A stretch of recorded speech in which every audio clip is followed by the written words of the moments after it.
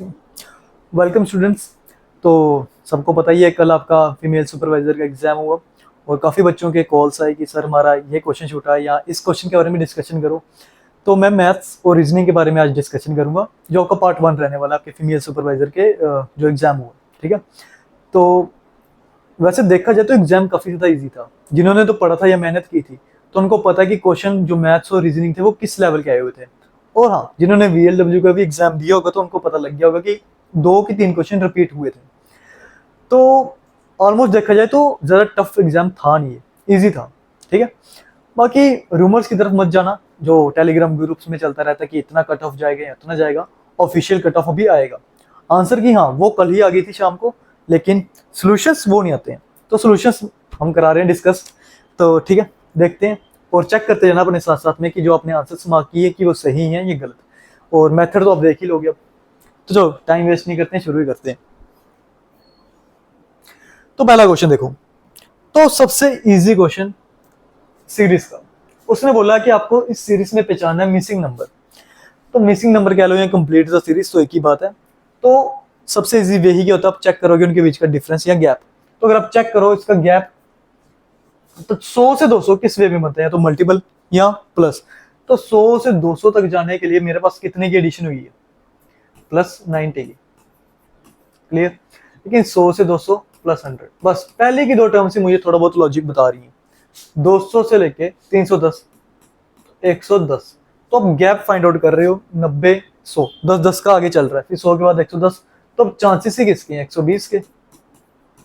तो अगर आप 310 में 120 को ऐड कर दोगे तो आपके पास आंसर क्या आ जाएगा, 430। आपका पहला ऑप्शन ये, जिन्होंने 430 मार्क किया बिल्कुल सही आंसर है उनका, और एक नंबर तो वो खींच गए। रीजनिंग और मैथ्स ऐसे टॉपिक्स थे जो आपके नंबर बनवाएंगे। सेकंड क्वेश्चन देखो, कह रहा है कमोडिटी का प्राइस है जो इंक्रीज हुआ 50% से। ठीक है, तो पूछ रहा है व्हाट फ्रैक्शन, किस फ्रैक्शन से must it's consumption be reduced, कि उसकी कंजप्शन कौन से फ्रैक्शन में रिड्यूस करूंगा टू कीप एक्सपेंडिचर क्या रहना चाहिए, तब भी सेम रहना चाहिए। ठीक है, तो आपको पता है उसने इंक्रीज किया 50% से। तो जब भी हमें बेस वैल्यू लेनी होती है किसी भी चीज की कि वो इतना इंक्रीज हो रहा है इतना, हम नॉर्मली 100 से लेते हैं। तो आप मान के चल सकते हो कि 100 से कि आपके 100 से वो इंक्रीज हुआ है 50%, मतलब 150 तक वो पहुंच चुका है। लेकिन मुझे वो फ्रैक्शन बतानी है कि जिससे वो वापस से रिड्यूस होगा लेकिन एक्सपेंडिचर क्या रहना चाहिए, सेम। तो वापस आप क्या कर दोगे 150, और ओरिजिनल एक्सपेंडिचर आपका कितना होता है 100, 150 माइनस 100 कितना हो जाएगा 50। तो अब मुझे निकालनी फ्रैक्शन। तो ये रहा आपका 50, जिस रेट से वो वापस सेम एक्सपेंडिचर रहेगा। टोटल अब मेरा कितना है 150 और मल्टीप्लाई कर दो किससे, 100 से, कर दो कैंसिल। तो ये ऑलमोस्ट आपका फ्रैक्शन में आ ही जाएगा, 3 से हो जाएगा। और जब आप इसकी फ्रैक्शन निकालोगे तो ये आ जाएगा आपका 1/3। ठीक है, या 33.33 सम परसेंट आता है अगर फ्रैक्शन में जाओगे तो, क्योंकि डिवाइड करोगे 100 को 3 से 33.33 समथिंग ऐसा जाएगा वो। और जिन्होंने परसेंटेज या फ्रैक्शंस वाले क्वेश्चंस निकाले हैं सिंप्लीफिकेशन, तो उनको पता है 33.33 जो परसेंट आता है वो कितना होता है, 1/3% होता है। तो आपका ऑप्शन बी बिल्कुल राइट है। थर्ड क्वेश्चन पे आओ।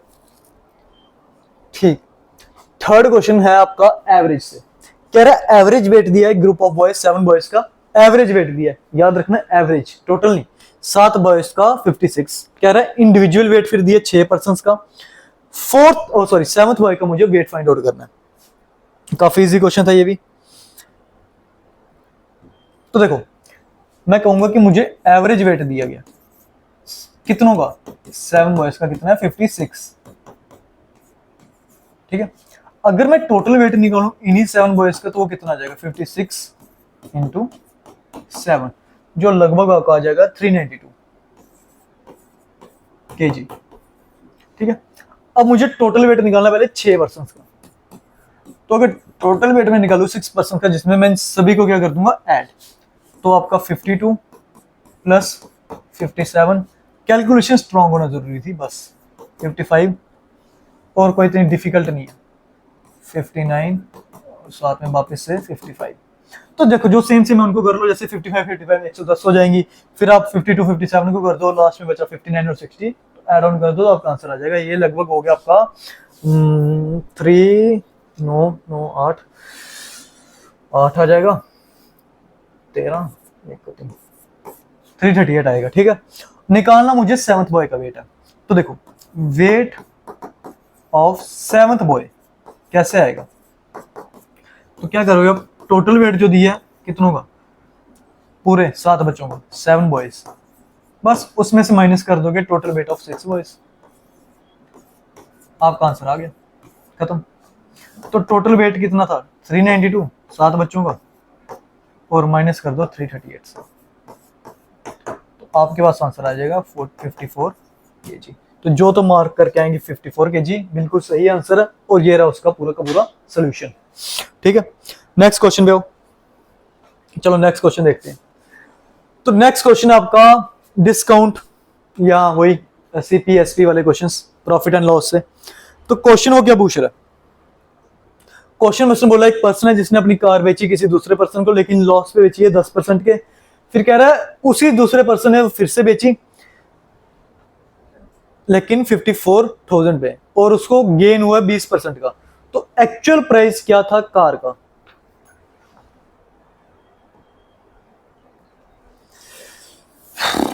तो सीपी अगर मैं निकालूं, क्योंकि मुझे पहले प्राइस पता होना चाहिए, कॉस्ट प्राइस क्या है। तो अगर सीपी निकालोगे तो इसके लिए नॉर्मल आपके पास एक ही फॉर्मूला है, क्योंकि ये जो दिए हुए ये एसपी है, सेलिंग प्राइस है ये 54,000। तो सीपी पहले मुझे पता होना चाहिए, और मैं निकाल रहा हूँ पहले गेन के हिसाब से। तो सीपी अगर मैं निकालूंगा गेन के अकॉर्डिंग, तो उसका फॉर्मूला होता है 100 अपॉन प्लस, क्योंकि गेनिंग हो रही तो एडिशन में ही जाएगा, मल्टीप्लाई कर दूंगा जो मैंने सीपी लगाया। ठीक है, तो 100 गेन कितने का परसेंट का हुआ है, 20% का। तो 100 में 20% का गेन करूंगा वो 120 होगा, इंटू 54,000। तो इसको जरा आप सॉल्व करो और देखो कि एक्चुअल आंसर इसका बनेगा क्या। ये कटेगा 5 से, ये जाएगा 6 से, ये 6 पूरा का पूरा कैंसिल कर देगा इसको 9 से, 9,000, तो 45,000 रुपीस। ये आपका क्या है, ये आपका न्यू कॉस्ट प्राइस है, एक्चुअल नहीं है, न्यू कॉस्ट प्राइस आपका निकल के कितना आ गया 45,000। मुझे चाहिए एक्चुअल प्राइस जो सेलिंग प्राइस होगा, क्योंकि वही तो है कि उस पर्सन ने एक्चुअल में सेल कितने प्राइस पे की थी, उसकी कार का एक्चुअल प्राइस क्या था। तो मुझे चाहिए एसपी के लिए, तो उसका फॉर्मूला भी सेम है, लेकिन जिसने सेल की थी उसने लॉस पे की हुई है, याद रखना, उसने लॉस पे की, इसने गेन पे की थी। तो यहाँ पर अगर मैं लॉस कर दूं, 100 में से 10% का लॉस हो जाएगा, तो कितना हो जाएगा 90। और अब मैं ये वाला कॉस्ट प्राइस यहां से इक्वेट कर दूंगा, तो ये यहाँ पे 9 5 45 और 2 0 एक्स्ट्रा, और जब ये यहाँ पर आ जाएंगे तो आपके पास ये बन जाएगा 50,000 रुपीज। तो इसका एक्चुअल आंसर है ऑप्शन डी 50,000। ठीक है, क्योंकि मुझे एक्चुअल प्राइस ही तो पता करना है कार का कि कितना है। तो ये जिस पे उसने सेल किया होगा जो एक्चुअल प्राइस था वो कितना आ जाएगा 50,000। क्यों 90 आया, क्योंकि उसने तब उसको लॉस पे किया। तो लॉस अगर 100% से मैं 10% का लॉस कर दूंगा, 90% 90 ही आएगा। तो ये सॉल्व करके बिल्कुल आंसर है इसका 50,000। और नेक्स्ट क्वेश्चन पे रेशियो एंड प्रोपोर्शन का क्वेश्चन कह रहा है नंबर ऑफ स्टूडेंट्स, 3 क्लास में जो स्टूडेंट्स हैं उनकी रेशियो दी गई है 2 3 और 4 की। फिर कह रहा है 12 स्टूडेंट्स, अगर 12 स्टूडेंट्स इंक्रीज हो जाएंगे हर एक क्लास में तो उनकी रेशियो चेंज होकर आ गई ये 8 11 और 14। तो बताओ total number of students in 3 classes in the beginning was. तो शुरू में ही उस क्लास में नंबर ऑफ स्टूडेंट्स थे जो वो कितने थे। और जिन्होंने तो पहले मेरे से पढ़ा है या सुपरवाइजर का कोर्स हमारे इंस्टीट्यूट से किया, तो जो हमने मॉक डिस्कस किया था, हालांकि मैंने 2 ही किए थे जिनमें मैंने मैथ भी डिस्कस किया था, तो ये क्वेश्चन मैंने उसमें डिस्कस किया है। और जो पिछला आपका सीपी वाला गया वो भी डिस्कस किया हुआ है। और हाँ, ये थोड़ा डिफरेंट था उसमें, लेकिन जो सीपी वाला किया था वो डिट्टो सेम क्वेश्चन उठ के आया हुआ है, बस वैल्यू चेंज थी लेकिन क्वेश्चन बिल्कुल सेम था। और इसके बाद एक और क्वेश्चन है वो भी बिल्कुल सेम है, वो मैं आपको ही होमवर्क दूंगा, डायरेक्ट आंसर बता दूंगा, लेकिन वो क्वेश्चन बिल्कुल सेम आया हुआ है वो भी। तो काफी अच्छा लगता है जब मतलब आपके कराए हुए क्वेश्चंस पेपर में आपको दिखते हैं, स्टूडेंट्स बोलते हैं कि हाँ वही क्वेश्चंस आए थे जो कराए हुए हैं, तो एक अच्छा फील आता है। और बस वही है कि अगर 40 बच्चों की क्लास थी उनमें से सिर्फ 10 ने ध्यान दिया होगा तो वो 10 तो करके आएंगे, बाकी के 30 वाले तो ये बोलेंगे हम कहाँ से आ गया क्वेश्चन, लेकिन उन 10 को तो पता है कि हाँ ये क्लास में किया था। चलो क्वेश्चन की तरफ। ठीक है, तो ऐसे क्वेश्चंस के लिए हमेशा लेट कर दो जो वैल्यू दी है, क्योंकि मुझे एक्चुअल वैल्यू 2x 3x और 4x टोटल निकालना अगर, तो इन्हीं को टोटल कर दो, add 2x plus 3x plus 4x, कितना हो गया ये 9x। तो मुझे वैल्यू x की चाहिए क्योंकि मेरी टोटल नंबर ऑफ स्टूडेंट्स निकालने हैं और एक्चुअल वाले वैसे ही निकालने जो स्टार्टिंग बिगिनिंग में थे, तो वो यही थे। x की वैल्यू आ गई तो उसको मल्टीप्लाई कर दूंगा 9 से, तो मेरा आंसर आ जाएगा। चलो चेक करो फिर। अच्छा, अब अगर मैं अकॉर्डिंग टू क्वेश्चन देखूं तो उसमें 12 स्टूडेंट्स ऐड हो रहे हैं, फिर जाके रेशियो चेंज हो रही है। तो 12 स्टूडेंट आप चाहे इस क्लास और इस क्लास को लेके कर लो, इक्वेट ही करना है, या 3 और 4 को लेकर करो, हर बार आंसर सेम आएगा। तो अकॉर्डिंग टू द क्वेश्चन मेरे अकॉर्डिंग ये है कि उसने कहा पहली वाली क्लास में अगर मैंने 12 स्टूडेंट ऐड कर दिए, फिर दूसरी वाली में भी कितने किए 12, उनकी रेशियो चेंज होगी 18/11 पे। बस आगे क्या करना है, क्रॉस मल्टीप्लाई, इसको इससे इधर, तो मैं डायरेक्ट लिख रहा हूं, ये आपका हो जाएगा 22x प्लस 11 इंटू 12 132, ठीक है, 8 into 3 24x plus 8 into 12 96। Clear? हाँ, तो बस अब इक्वेट करोगे जब, तो 24 को यहाँ ले आओ तो ये -2x हो जाएगा, क्योंकि 22 में से अगर 24 गया तो माइनस का आएगा, इक्वल टू, अब 96 में से मुझे 132 को माइनस करना है, तो आपके पास आंसर आ जाएगा कितना आ जाएगा, 12 में से 9, तो ये आ जाएगा आपका 36 माइनस का, लेकिन क्योंकि 96 माइनस 132 हो रहा है, तो अब यहाँ से माइनस और माइनस कैंसिल, तो आपके x की वैल्यू आ जाएगी यहाँ से 18। ठीक है, x की वैल्यू होगी, इसी x की वैल्यू को मैं यहाँ पर पुट कर दूंगा, तो 9 इंटू 18, आपका आंसर आ जाएगा यहीं से बिल्कुल 162। ठीक है, ऑप्शन ए, ये आपका राइट आंसर है 162, जिन्होंने मार्क किया बिल्कुल सही है, 162 इसका राइट आंसर है। हाँ, इस क्वेश्चन की बात कर रहा था मैं, बस मैं बता दूं कि पहला ही, आई गेस पहला की दूसरा मॉक था, उसमें एक क्वेश्चन था, यहां पर वैल्यू चेंज थी, यहां पर था 20 और यहां पर था 20 की जगह 18 था, जो मॉक डिस्कस किया था। बाकी आंसर बिल्कुल, क्वेश्चन बिल्कुल सेम था, ए और बी ने टुगेदर काम किया, 20 दिन में खत्म कर रहे हैं, बी जब अकेला करे तो उसको 18 दिन लग रहे, तो ए बताओ कब करेगा। तो ये तो मैं आपके लिए बोल रहा हूँ होमवर्क इन द सेंस कि आप कमेंट में बता देना आंसर क्या है, या तो मैं बता देता हूँ, इसका आंसर 60 आएगा। ठीक है, हाँ इसका आंसर 60 है, और ये बिल्कुल टफ नहीं था। आपको क्या करना था, ए प्लस बी एफिशिएंसी निकालनी थी, ए प्लस बी की 15 दी हुई है, बी के अकेले कितनी दी थी 20, एलसीएम लेते तो आपका आंसर पूरा आ जाता है इसका। चलो अच्छा, रीजनिंग के क्वेश्चंस, अगर तो कोई बच्चा रीजनिंग में गलती करके आया कल के पेपर में, तो भाई वो बच्चा फिर किसी एग्जाम में मुझे लगता नहीं बैठने के भी काबिल मैं समझूंगा, क्योंकि इससे आसान क्वेश्चन नहीं आ सकते। और ये क्वेश्चन रिपीट हुआ था, जिन्होंने पंचायत सेक्रेटरी का एग्जाम दिया था उसमें ये क्वेश्चन डिटो सेम था, उन्होंने वैसा का वैसा ही उठा के रख दिया। चलो पहला क्वेश्चन देखो, complete the series, again series का क्वेश्चन, 18 से 28, तो गैप अगर फाइंड आउट करूं कितने का, 10 का। 28 से 40 कितने का, 12 का, क्या हो गया, हाँ 12 के तो है। फिर 40 से 54 कितने का, 14 का। फिर 16, अब साफ साफ दिख रहा है दो दो के वो एडिशन करता जा रहा है, या दो दो की स्किपिंग कर रहा है, तो अब बारी कितनी है 18 की, तो पता ही है उस 17 में अगर आप 18 ऐड कर दोगे तो आंसर आएगा 88, ऑप्शन बी, खत्म। ये है क्वेश्चन। तो कोडिंग डिकोडिंग का क्वेश्चन आप कह सकते हो, क्या कह सकते हो वैसा ही है, लेकिन जब कोई भी लॉजिक नहीं चलता, जब आपके कॉन्सोनेंट्स वॉवल्स एक अलग से लॉजिक वो बना देता है, जो आप मतलब फॉरवर्ड बैकवर्ड स्किपिंग के नहीं होते। तो चेक कर लो, इनमें आप जितना मर्जी फॉरवर्ड बैकवर्ड करोगे, यहाँ तक चलेगा, यहाँ तक चलेगा, आगे जाके फेल हो जाएगा। और तब भी ये क्वेश्चन बच्चों को काफी कंफ्यूजिंग लगा था। तो इसमें लॉजिक सिर्फ वॉवल्स का था। मिडिल टर्म जो आ रही है, या मिडिल का जो लेटर है, वो हर में क्या है, वॉवल है, A vowel, A vowel, O vowel, U vowel. Options check कर लो, तो ऑप्शंस में मिडिल टर्म एन वॉवल नहीं है, जी वॉवल नहीं है, टी वॉवल नहीं है, लेकिन कैट में ए क्या था, वॉवल। तो ऑप्शन डी इसका राइट आंसर। जिन्होंने ये तुक्का लगाया होगा कि हाँ बाकी सारे वर्ड्स एक सेंस बनाते हैं, एक मीनिंगफुल वर्ड है, तो ये वाले नहीं है, तो उनका तुक्का भी फिर सही चल गया, क्योंकि कैट भी एक मीनिंगफुल वर्ड है, बाकी नहीं। तो इसका ऑप्शन डी बिल्कुल सही आंसर है। हाँ, ये क्वेश्चन और ये क्वेश्चन भी मैंने क्लास में कराए हैं, ठीक है। जिन्होंने पढ़ा है उनको पता है। बेसिक क्लास होती है जब जब फॉरवर्ड बैकवर्ड सिखाया जाता है, स्किपिंग वगैरह सिखाई जाती है, तो ये क्वेश्चन तभी मैंने करवाया हुआ था। ब्लेंड, ब्लेंड का कोड दे रहा है, ध्यान से देखना। ENH और G। चेक ही क्या करना मुझे कि वो फॉरवर्ड पे है या बैकवर्ड पे। तो B से लेके E, B की पोजीशन वैल्यू 2, E की 5, कितना गैप है 3 का, तो मतलब उसने +3 किया।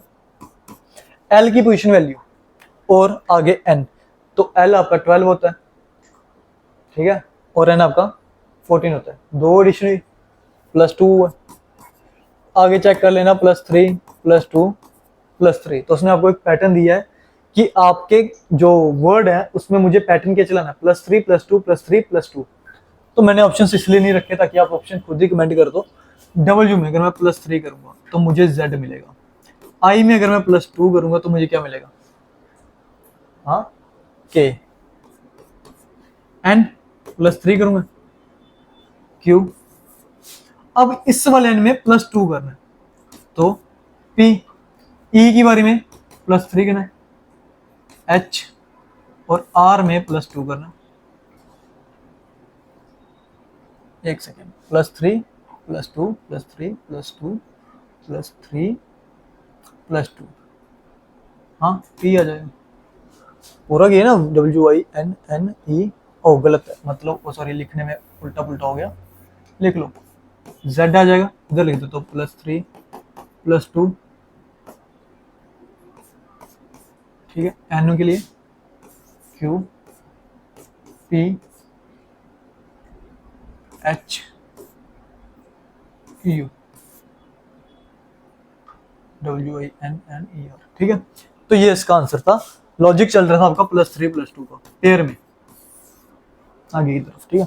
अच्छा, इस क्वेश्चन पे आओ। इन क्वेश्चंस में मोस्टली बच्चों ने गलती जो करनी होती है वो ये होती है कि वो सोचते हैं कौन से डायरेक्शन में चल रहा है ये पूछ रहा है क्वेश्चन, जबकि क्वेश्चन ये नहीं होता। क्वेश्चन क्या पूछ रहा है वो है, डायग्राम भी सही बना लोगे, लेकिन जो वो क्वेश्चन पूछ रहा है उसके ऊपर ध्यान होना चाहिए। कह रहा है कोई बंदा पुरुषोत्तम 5 किलोमीटर चला ईस्ट पे, नाम चेंज है, क्वेश्चन क्लास में हुआ है, नाम चेंज है, फिर से कह रहा हूं क्वेश्चन ये क्लास में हुआ है। पुरुषोत्तम नाम नहीं था, अमन नाम रखा हुआ था क्वेश्चन में। 5 किलोमीटर चला, कहां पर चला, ईस्ट पे, ये एरो जो डायरेक्शन बताता है। फिर कह रहा है वो पहुंचा ममता के घर में, यहाँ पे ये उसकी फ्रेंड है कोई ममता, उसका घर पे, ये ए पॉइंट है, ठीक है, जहां पर उसका खुद का घर है। अच्छा, फ्रॉम देयर ही वॉक्स टुवर्ड्स नॉर्थ। जब वो ममता के घर पहुंच गया तब वो ईस्ट की तरफ या वेस्ट की तरफ कोई नहीं है, उसने आपको डायरेक्ट डायरेक्शन दे दी, कहां पर, नॉर्थ। यहीं से नॉर्थ कितना 10, तो लो ऊपर की तरफ जाएगा। यहां पर पहुंचने के बाद उसकी क्या है कि जिम है, 10 किलोमीटर नॉर्थ पे उसकी जिम है। क्वेश्चन क्या है वो देखो, कह रहा है his gym is in which direction, उसकी जिम कौन सी दिशा में है, कहां से, उसके खुद के घर से, ऑफ हिज होम।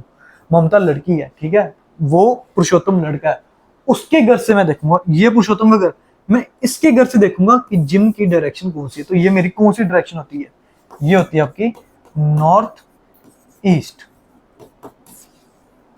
जिन्होंने नॉर्थ वेस्ट कर दिया, उल्टा कर दिया क्वेश्चन, तो उनका आंसर फिर मैं कह रहा हूं गलत आने वाला है, जबकि इसका एक्चुअल आंसर क्या है, नॉर्थ ईस्ट, ठीक है। तो ये कुछ क्वेश्चन थे जो आपके मैथ्स और रीजनिंग के कल के एग्जाम में पूछे गए थे और उनके सॉल्यूशंस। होप सो कि आपको ये सॉल्यूशंस वगैरह समझ आए होंगे सभी। तो जिन्होंने तो बिल्कुल सही आंसर किया कमेंट करके बता देना कि इन 10 क्वेश्चंस में से, आई गेस 10-11 क्वेश्चंस हो ही गए हैं, इन 10-11 क्वेश्चंस में से आपके कितने सही आए, मतलब आपके अकॉर्डिंग 10 में से आपके कितने नंबर बनने वाले हैं, 9, 8, 7 कितने। और उम्मीद करता हूँ कि सबके 7 एवं ही होने चाहिए, कम नहीं होने चाहिए, ठीक है। तो होप सो कि ये सोल्यूशन समझ आए होंगे। बाकी जो बच्चे अभी भी तैयारी करना चाहते हैं, क्योंकि अभी आपके एसएससी के एग्जाम्स के लिए फॉर्म्स लगने वाले हैं, आपके सीजीएल, एमटीएस या जीडी के, और बैंकिंग के तो चल ही रहे हैं, आपके आईबीपीएस, आरआरबी के थोड़े दिन ही बच गए हैं रजिस्ट्रेशन के लिए, 27 को उनकी क्लोज हो जाएगी। तो हमारे इंस्टीट्यूट करियर फोकस में उसको ऑलरेडी बैचेस चल रहे हैं, 2 बैचेस हमारे एक्चुअली रनिंग में है, आपका एसएससी के लिए प्रारंभ बैच और आपका बैंकिंग के लिए आईबीपीएस आरआरबी का बैच। तो जो बच्चे इंटरेस्टेड हैं, एसएससी हो या आपका आईबीपीएस हो बैंकिंग सेक्टर, तो वो हमारे इंस्टीट्यूट आके विजिट कर सकते हैं। 2 दिन का फ्री डेमो ले सकते हो आप। तो टाइमिंग आपकी रहेगी 9 बजे की, 12 बजे की और 3 बजे की। सिर्फ इंटरेस्टेड स्टूडेंट्स, ठीक है, क्योंकि कुछ बच्चे ऐसे कॉल करके पहले पूछते हैं, फिर आना है नहीं आना उनके ऊपर डिपेंड नहीं है।